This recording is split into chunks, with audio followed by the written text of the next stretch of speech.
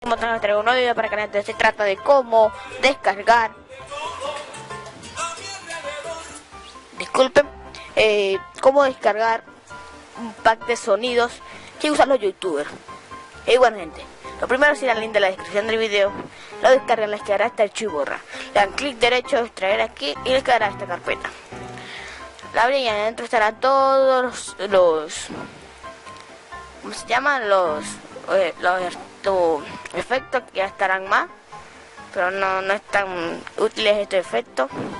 Y bueno, gente, este efecto, si te gustó, dale manita arriba, suscríbete, dale like, comenta y comparte este video con tus amigos. Adiós.